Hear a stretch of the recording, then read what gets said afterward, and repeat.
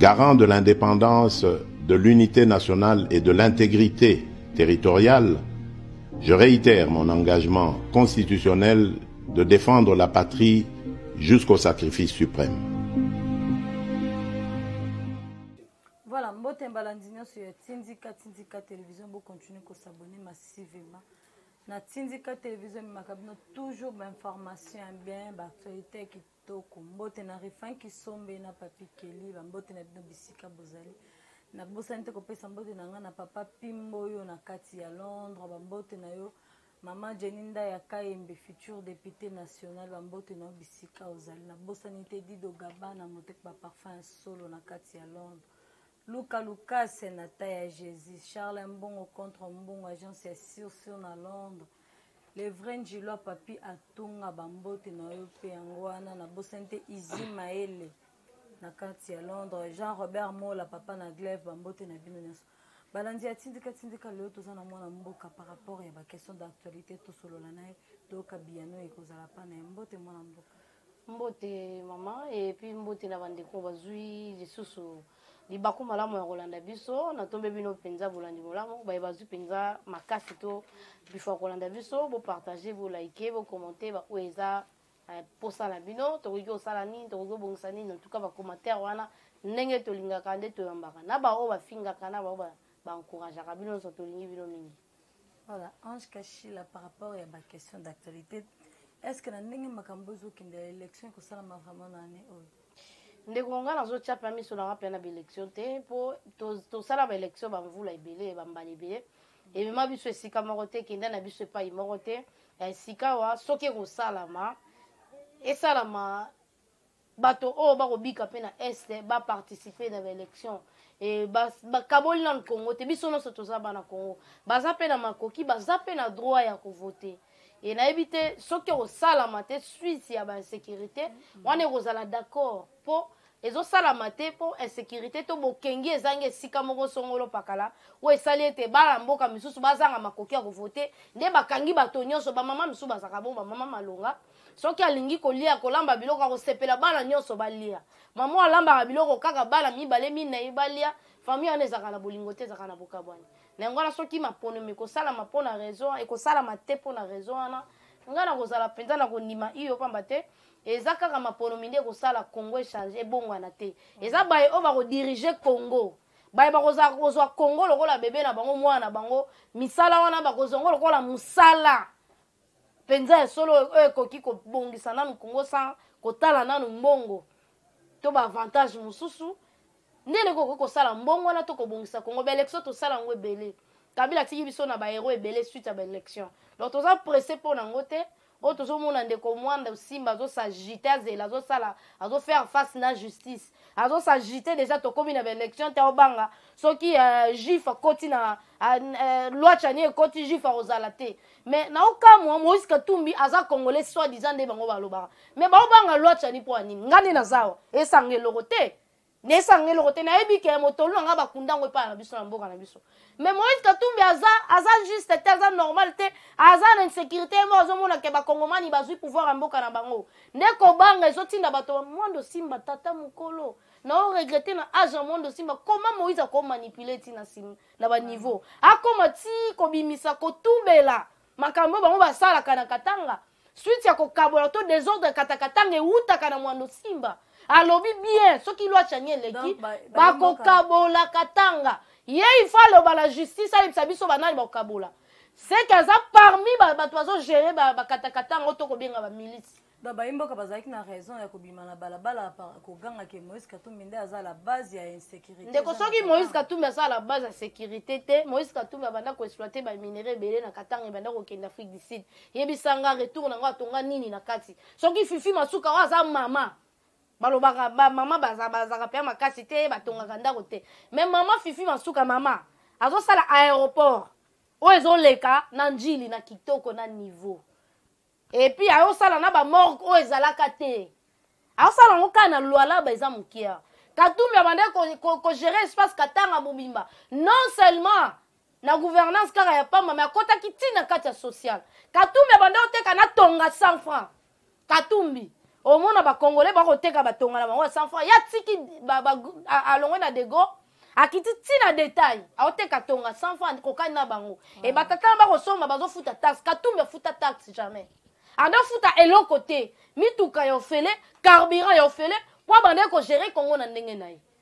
et lelo ba kongomani bazongi ne sika nango papa mwando simboza mukolo makasi ta mususu mayele pe le kakesala moto lokwa moto bouger mutu et te féliciter yo po yo moto o lakisi biso ke ozo gérer ba katakatanga il faut se préparer na ba dossier non na justice et comme atenga bazo ko attaquer bata Moïse Katumbi soki boza bata Moïse Katumbi bosuka la komema sac Moïse Katumbi amemaka Gérard Congo te omemaka sac ya Moïse Katumbi omemaka sac ya République démocratique du Congo te so Moïse alesaka olesaka bana biso te gratuité o bana lelo ya ba pauvre o bako bika lelo yo eza grâce à Moïse Katumbi te Moïse Katumbi azaki capable ya osala ba école nzela o Moïse Katumbi bande ko yibela ba minerai ya ba kongomani atonga ngo ata 2 mètres te lelo eza kaka mwana mwasi mama fifi masuka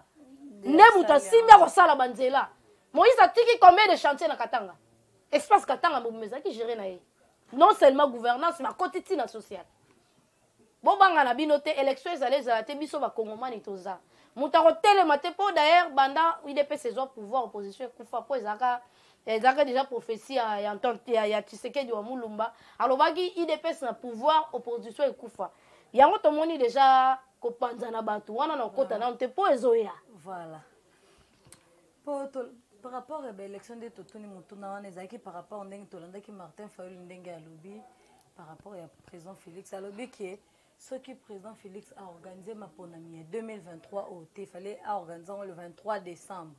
2023 ce qui a organisé en côté le 23 janvier et il fallait organiser le 20 janvier par le 20 décembre mais ce qui a organisé en côté donc le 23 janvier 2024 il faut le président Félix a quitté le pouvoir. Ndeko mama oyo eza théâtre otosi totika to na niveau ba théâtre te tokomi na niveau mo ya diplomatie c'est mati likolo lelo antontu lo motsega da solliciter na mokili mobimba Sarkozy comme chômeur na France mais quand même a vivaka na ba minerai ya mike oyo ba yibelaka ye na gérance ya Mwanga Chuchu na gérance ya Kagame et lelo azoya kosenga moto na bango c'est parce que bazo banga dia Félix il fallait ba imposer ya tika Mwanga Chuchu et soki olobi moto kwa Martin Fayulu azata na place te na province ya Congo azati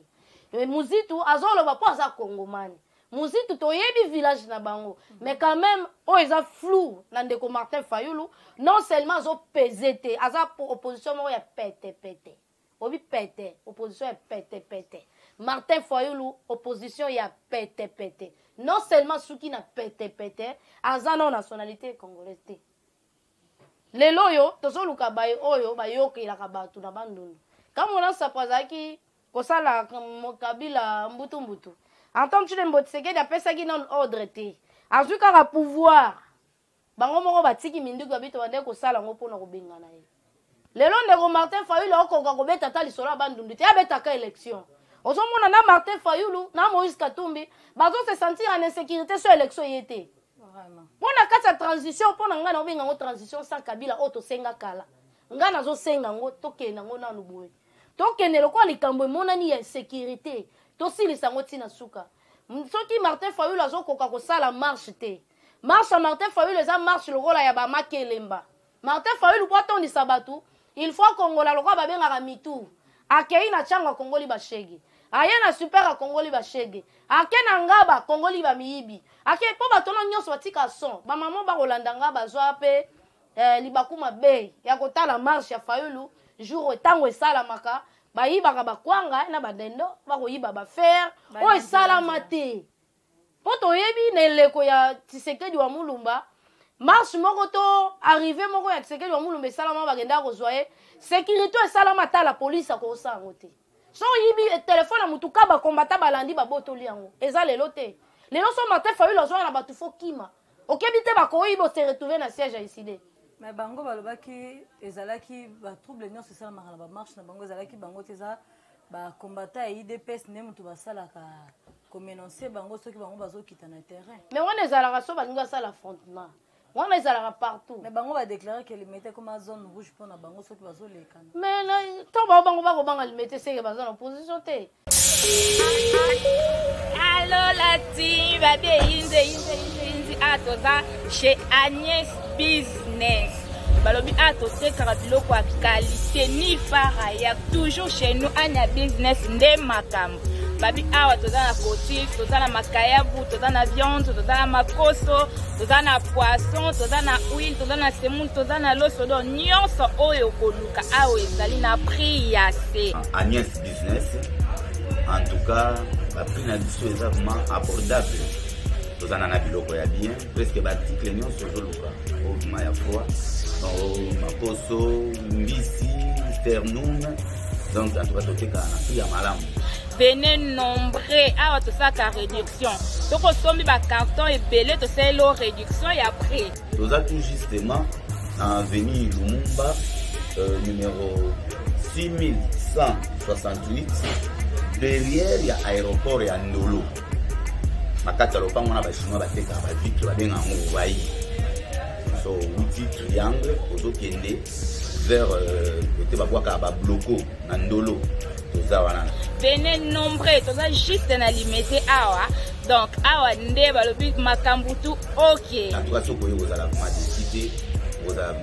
bien servi. Bon patapatati awa nde chez Agnès Business toujours tokos. Comment on me dit zone rouge na Kabila? Oh, habiter que tant marche bando sa ma Kabila ndo bimisama moto. Na ba char de combo ba betaka na ese Kabila bando bimisela biso ngwa. Et là on y est bando sa la combattre ba bangate. Biso tozo ba kufa combien de fois? Rosa kufa na miso na biso c'est parce que Kabila bando cha minduki ezaki ba plastique te. Mais pour anite to bando ko signer minduki. Les long tant le motsege na tikeli bango tambola ndo lindo komi loba. Oh limite est-ce que marche zaka na limite?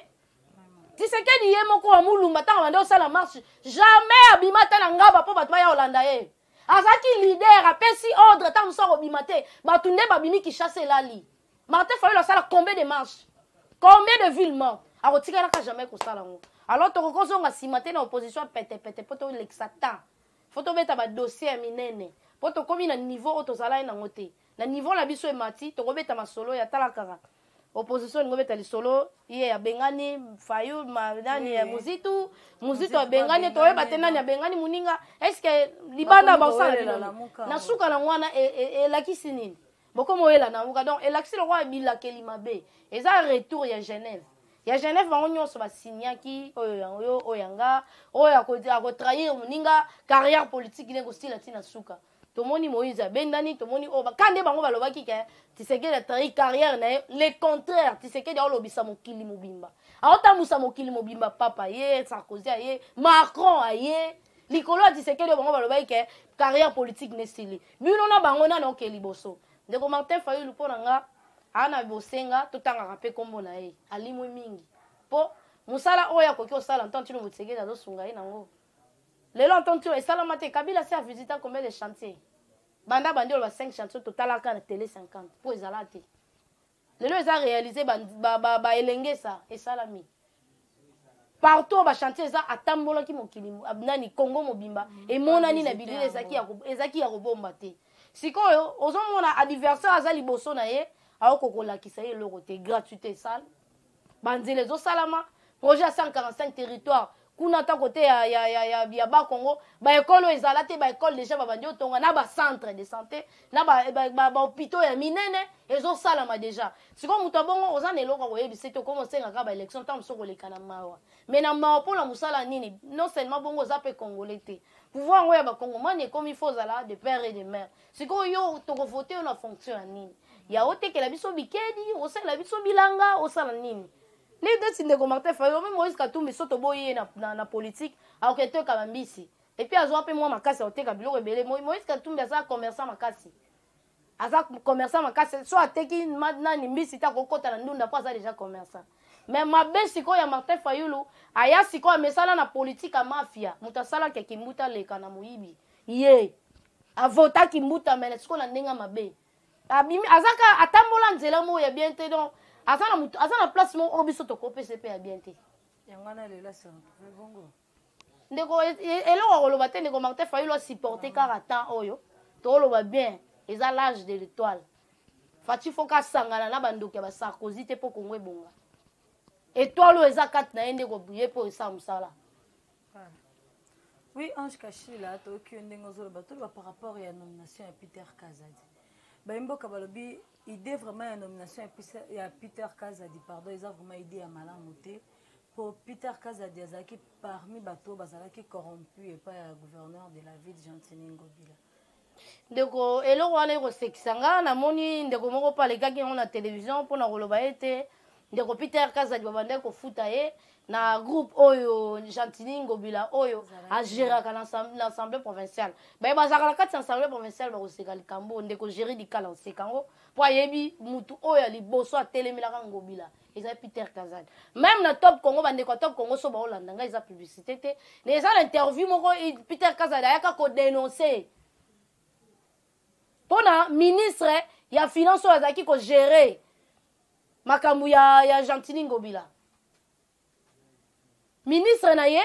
abimisa mbongo alobi ete ville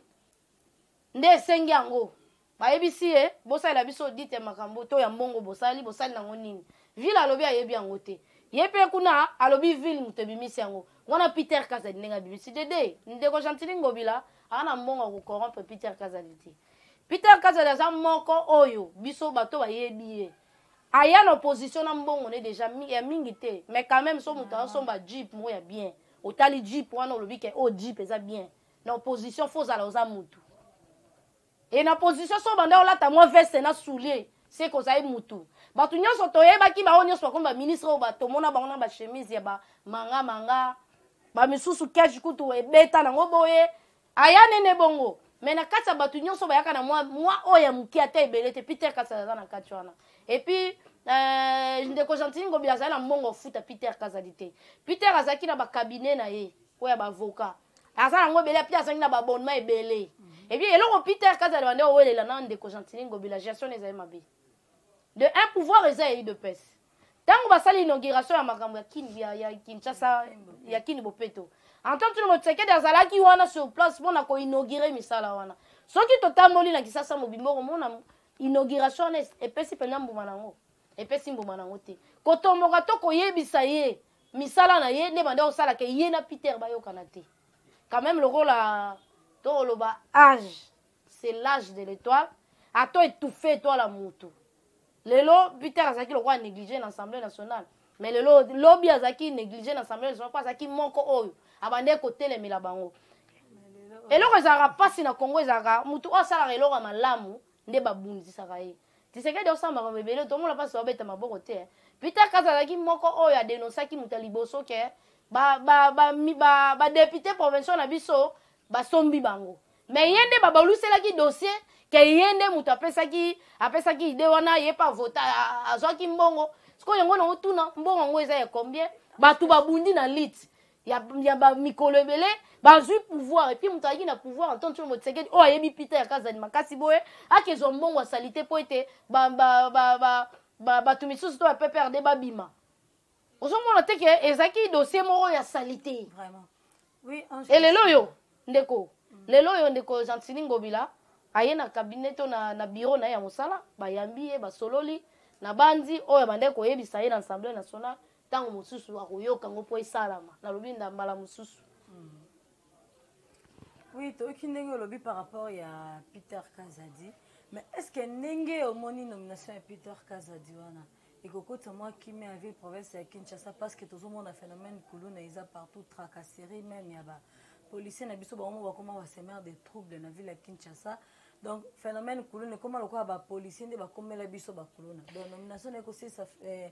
insécurité par rapport au phénomène à kuluna sélection ya Fachi na rotia ndeko Peter Kazadi le rôle vice premier ministre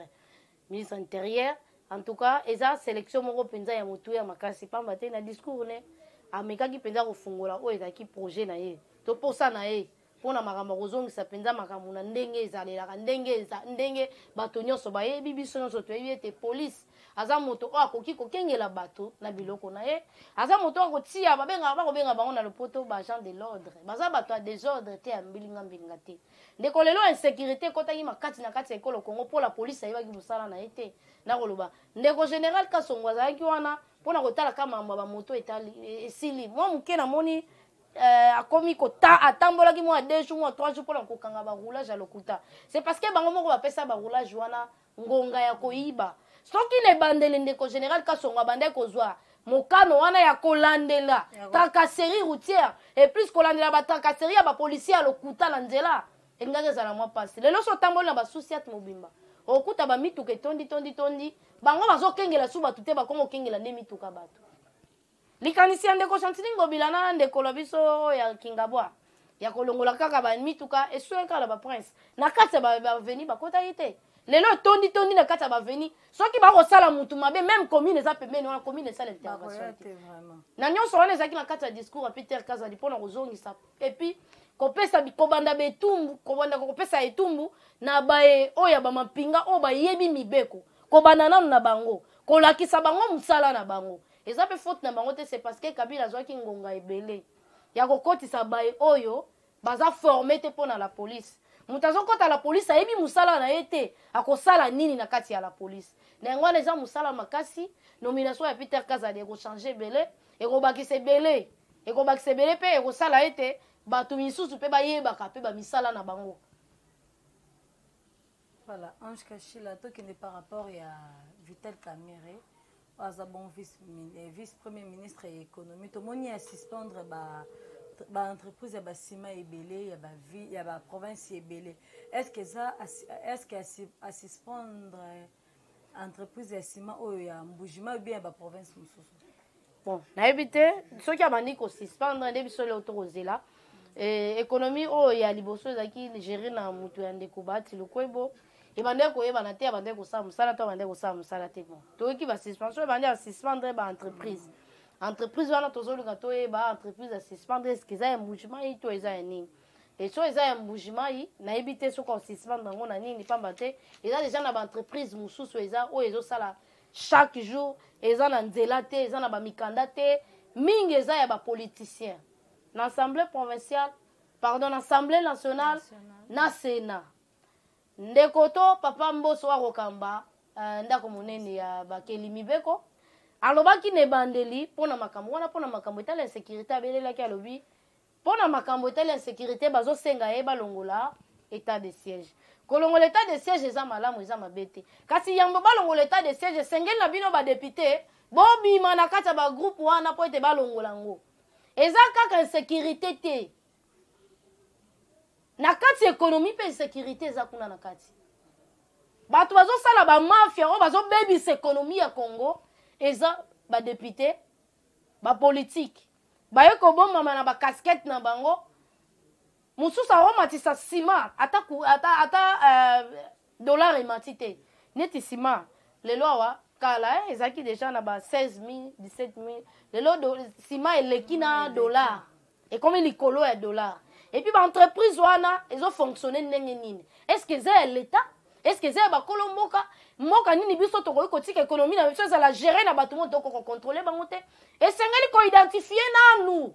Ba entreprise oyo ya liboso o esala ka déjà sima a. Pour l'État ye moko azaki na ba entreprise na ye. Et comment e baluka ya bato na subasima nini? Et banate e monanate et comment ya ba individu. Oye ko sala ke po ye asala penza to EPC makasi esengeli alandela nanu ba entreprise wana po lobi to beta pe to komi pe na économie moko ya mwa malonga ya mwa bien neti ko suspendre ya mbujima na so eza yango e ko zalikanisa malamu ta ko luka guerre po na mbujima isaka simeza $30 ou $50. Donc a ko luka guerre par rapport à ndenge prix ya sima na bango eza likolo prix ya simeza likolo na mbujima to kasai bazana mabanga ya sima eza kuti ba bisike bele bana mabanga sima ezo senga ba entreprise na esika ya komema sima awa kokoma nango ti na kati ya province ezo senga transport nyonso nande bazo bakisa ti na saki ezo koma na ba $30 à $50 siko zo yebisanga to na bosenga to tonga po mbujima ibatonga ngo te mbujima ibatonga ngo te mais muto akoza na bosenga kotonga ngo na nini alors sima eza na kati ya mbujima esenga ko exploiter ngo po esala ke esala bato ebele balongaka pe mbujima yango te batikala kaka wana mais soki bazomona Kinshasa bazotonga bazosala bato nyonso bakoya boye donc soki eza yango tokoluka to vérifier toyeba eloko nini alinga suspendre mpo nango pamba te eza nano ebele oyo eza nano awa ebele eza ya fraude eza ya bamafia nanu bakontrole yango te esengeli kokontrole yango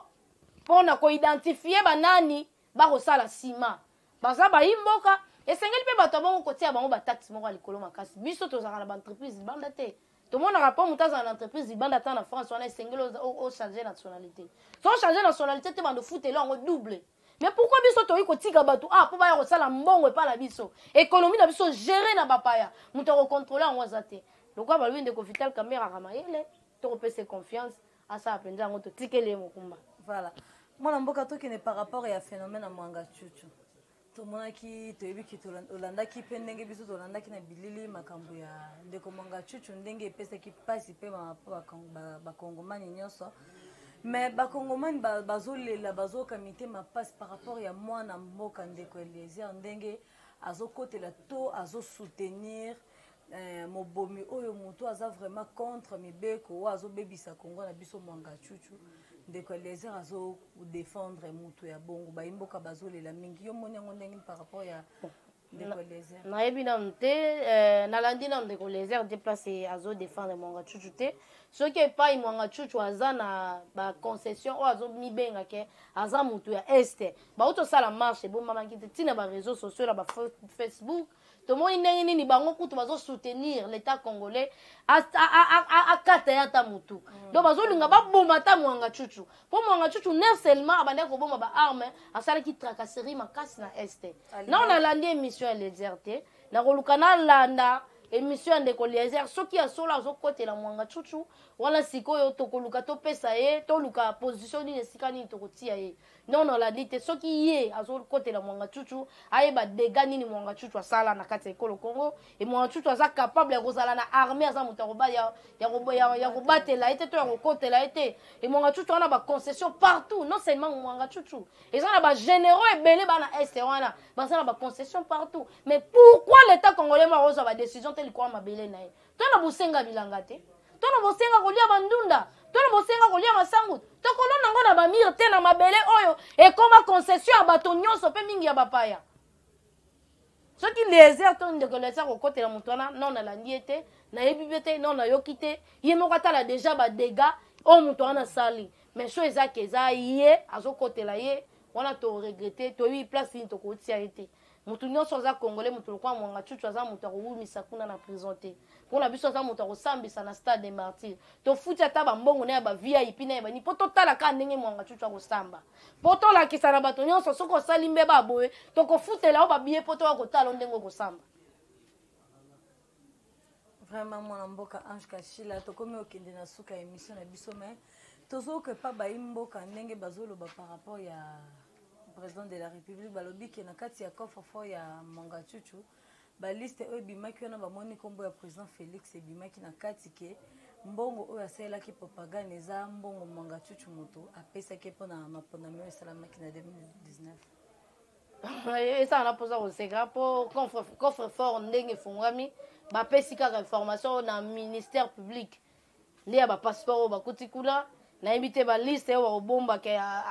apesaki ye asala soki campagne bon nakanisaki neti komone mpe ta abimi na kati kuna ye mpe azalaka na concession moko ya baminduki mpe apesaka M23 ezali kaka mbongo apesaki ya campagne mais soki moto alobi bongo seki aza congolais te aza kuyakuya mpe ya kongomani mpo bacongolais nyonso bayebi na campagne atange motisekeli ezalaki bacongomani bango bato basoutenaki yango ezalaki na saint thérèse ezalaki mosika te ezalaki na kati ya province te biso tozalaki sur place alance campagne alobi campagne na biso tosala towana mbongo te kaka UDPS nde kosupporte na minute wana bato ba 100 bato ba 200 bato ba 1000 UDPS ezalaki na monde eza na parti oyo eza planté na monde to mokili mobimba lokwa UDPS eza te epuis biso tozalaka na lokwa bajournaliste tokofilme yango tomona bato baye na bacontribution wana Fatino na président aza kaka ndenge azali boye alance kaka message ya pamba UDPS oyo moto akosa bino te na ndenge mabe te